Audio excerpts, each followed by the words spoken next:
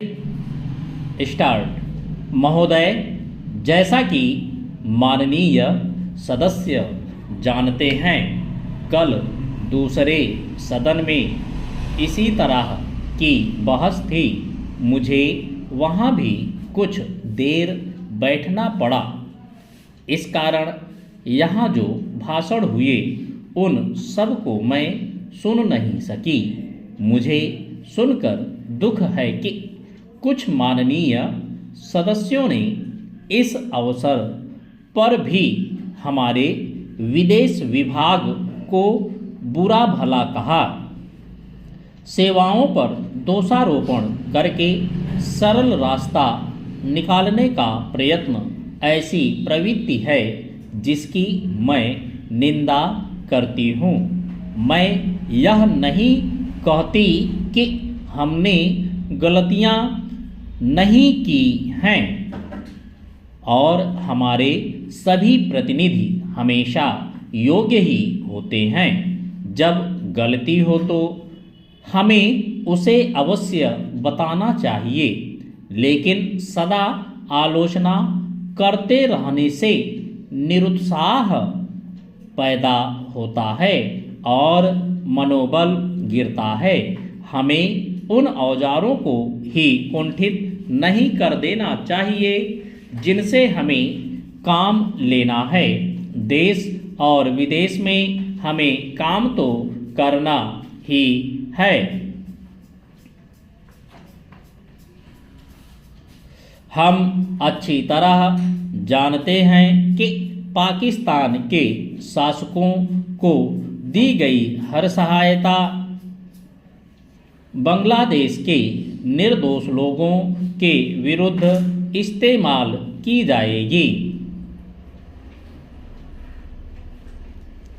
इस अवसर पर हमारे प्रतिनिधियों ने परिश्रम से बहुत अच्छा काम किया है। प्रस्तुत परिस्थितियों में वे जितने प्रभावी हो सकते थे हुए हैं। कुछ सरकारों के विचार निश्चित हैं और यदि उनमें सहानुभूति भी पैदा की जाए तो वे इस प्रकार के मामले में कोई स्पष्ट बात कहने को तैयार नहीं होंगे। मैं कहना चाहूँगी कि हमारी उन सेवाओं ने जो वर्तमान स्थिति से निपटने में जुटी हैं, साहस और समर्पण का परिचय दिया है। यदि कुछ माननीय सदस्यों को गाली देकर और सरकार पर साहस, दिशा और यहाँ तक कि समझ की कमी का आरोप लगाकर कुछ संतोष मिलता है तो मैं उन्हें इससे वंचित नहीं करना चाहती।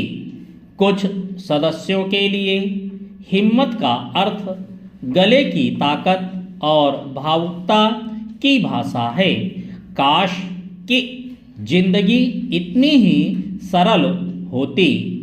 इस सरकार में बहुत से दोष हो सकते हैं, लेकिन उनमें साहस की कमी नहीं है, ना ही यह आवश्यकता के अनुसार जोखिम उठाने से डरती है। जैसा मैं बहुत बार कह चुकी हूँ, हम इस स्थिति या किसी भी स्थिति के केवल कानूनी पहलू की चिंता नहीं करते।